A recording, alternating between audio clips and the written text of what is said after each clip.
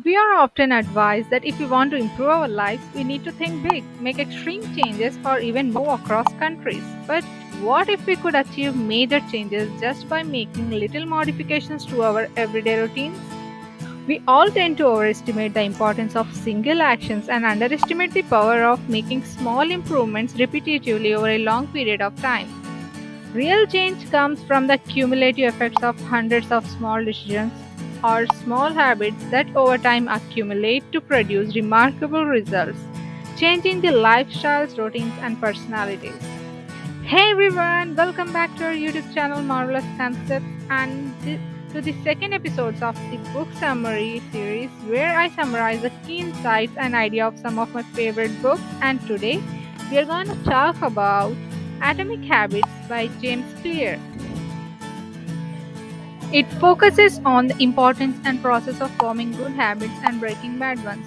The book explains the science and practical implications of how small habits and insignificant changes can grow into life altering outcomes and help us live healthier, happier, and more productive lives using examples from sports, business, and education, as well as evidence from psychology and neuroscience. We are going to go over four significant insights from this book one by one. Firstly, we will discuss the significance of 1% change over time. Second, why we should abandon goals and focus on system. Finally, we'll look at what our author James referred to as the four essential law of behavior change and why it's all about identities rather than outcomes. So, firstly, why does 1% matter? It's all about the power of compounding after all. If we allow compounding to build over time, it can be incredibly powerful, both positively and negatively. If we can get 1% better each day for a year, we will be 37 times better by the end of the year. But if we become 1% worse each day for a year, we will be literally go down nearly to zero. What are habits? As James says in his book, habits are the compound interest of self improvement. And when we repeat 1% errors day after day by making the same bad decisions, making the same small blunders, and making the same petty excuses, our small choices add up to terrible outcomes. On the given day, habits may not appear to make much of a difference, but their impact over months or years can be tremendous. We don't frequently think about tiny adjustments since they take so long to see an impact. This is something I battle with, and I believe it is something that everyone struggles with. In today's world, we are so conditioned to want instant satisfaction that it's difficult to focus on things that will be benefit to us in long run. Likewise, the gradual rate of changes makes it very simple to get into negative habits. For example, if we eat poorly and do not exercise on daily basis, these 1% error will compound into larger difficulties. As James says in the book, time magnifies the margin between success and failure. It will multiply whatever you feed it. Good habits makes time your ally and bad habits make time your enemy. One of the other key points from our author James' analysis of habits is what he calls the plateau of latent potential, which sounds all very fancy, but the habits often don't seem to make difference until we cross a critical threshold. We anticipate linear development, yet the crucial component of every important compounding process is the results are delayed. This leads to an initial sense of disappointment in which we don't feel like we are making progress since the outcome doesn't follow the expected linear progression, and we simply give up because we don't obtain the results we desire. However, as we can see, developing a habit takes time, allowing the compound interest of self improvement to take root and produce remarkable effects over time. The book's second main point is to ignore goals and instead concentrate on systems. Goal settings has four major flaws according to James. To begin with, both winners and losers have the same objectives. Every Olympian wants the gold medal and every job seeker wants the job. Therefore, the aim can't be what separates people. Second, achieving a goal is simply a temporary accomplishment. Sure, I might be able to conjure the activation energy to force myself to clean my room. But if I continue my wasteful habits and systems that cause the room to be dirty in the first place, I'll just end up with a messy room in a few days. Similarly, when we achieve a goal, we only make a temporary alterations in our life. There are only momentary outcomes. Rather, we need to modify the mechanism that lead to those outcomes in the first place. Thirdly, the James argues that goals restrict our happiness. Any aim is predicated on the concept that once I achieve my goal, I will be satisfied. As a result, we continue to postpone happiness till the next milestone. Finally, the goals are odds with long term progress. There's another really nice quote here. The purpose of setting goals is to win the game. The purpose of building system is to continue playing the game. Like for me with this YouTube channel, I deliberately don't have any goals for it because what's the point? I might say to myself, my goal is to hit a million subscribers by next year or whatever, but I'm not trying to win YouTube by hitting a certain subscriber count. I just love the process of making these videos and it's fun, it's great. And I want to continue playing the game, I don't want to try to win the game. In this concept of system and the aim, let's assume you are playing a sport. The goal in every sport is to have the best score on the scoreboard at the end of the game. However, it would be crazy to spend the entire game looking at the scoreboard as it would be useless. In fact, if you just ignore the score the entire time and focus on improving your method, playing it in a better style, or devising a better scheme or strategy, you'd probably come out on top. The score takes care of itself. Bill Blash, the Super Bowl winning head coach of San Francisco, said that probably applies to a lot of tracking and measuring. We only solve problems temporarily when we solve them in terms of outcomes and results. However, in order to tackle difficulties in the long run, we must change our identity at system level. But how do we actually build those habits in the first place? We can actually split up the process of building habits into four stages: cue, craving, response, and reward. The cue is a stimulus triggers the brain to initiate an action, whereas the craving is nothing but a desire that provides the motivational force.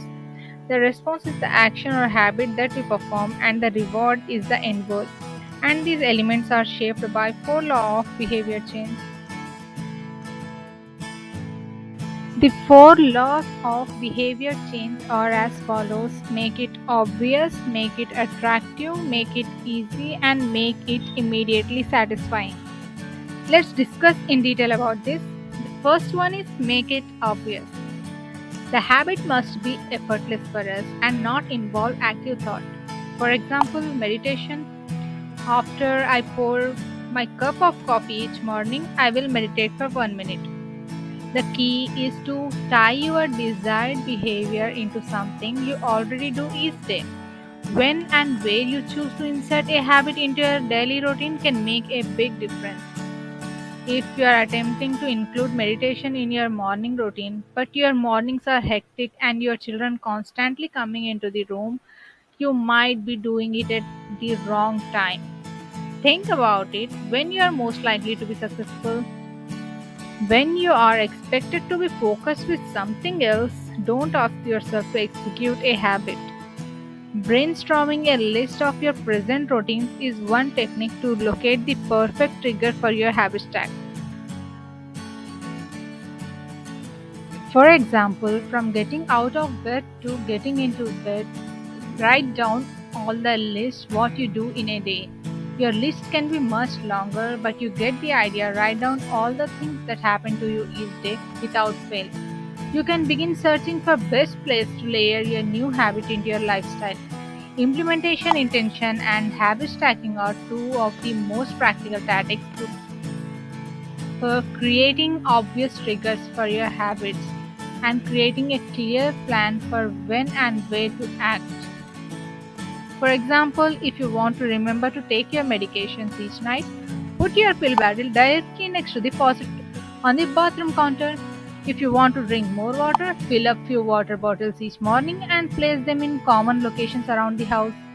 Environmental design is powerful not only because it influences how we engage with the world, but also because we rarely do it.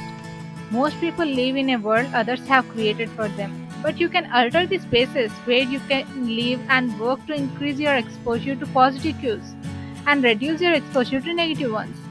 Environment design allows you to take back control and become the architect of your life. Be the designer of your world and not merely the consumer of it.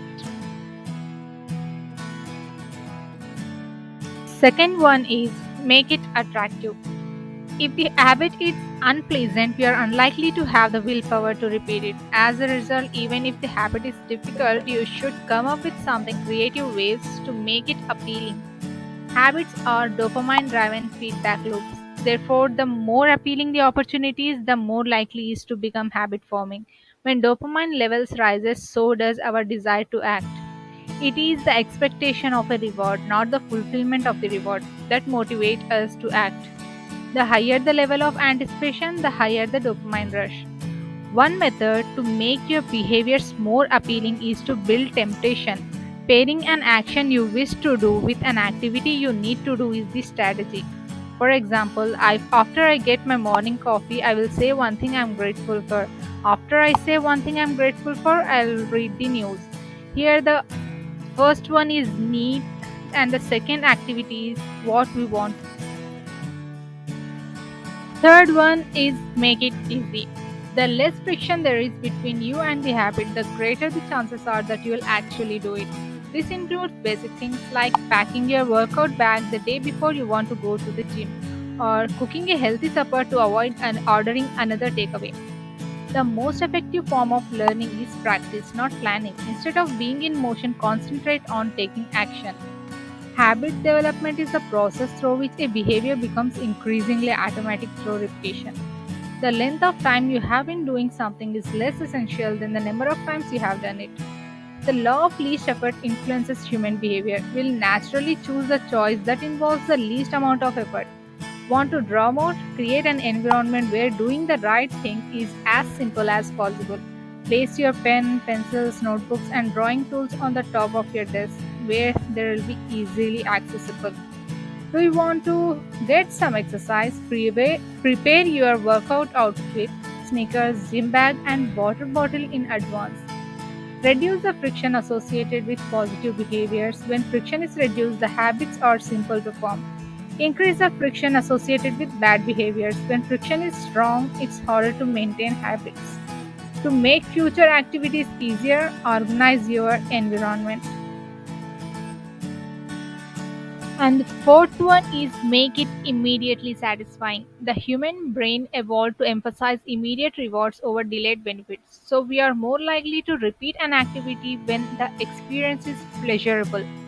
According to the cardinal rule of behavior change, what is instantly rewarded is repeated, and what is immediately punished is avoided. In order for a habit to stick, you must feel successful right away, even if it's in a small way. So, because our brain prefers instant reward, it's a good idea to come up with something easy that makes us happy straight away after we complete our habit. For example, while studying for examination, arrange chocolates after each chapter in the book. Once you have finished the chapter from your syllabus, reward yourself with your favorite chocolate. The feeling of progress is one of the most satisfying feelings. The habit tracker is the simple way to measure whether you have completed a habit. Similar to making X marks on a calendar, habit trackers and other visual form of measurements can make your habits more satisfying by providing clear evidence of your progress. Don't break the chain, try to keep your habit streak alive, and never miss twice. If you skip a day, make an effort to get back to the track as soon as possible.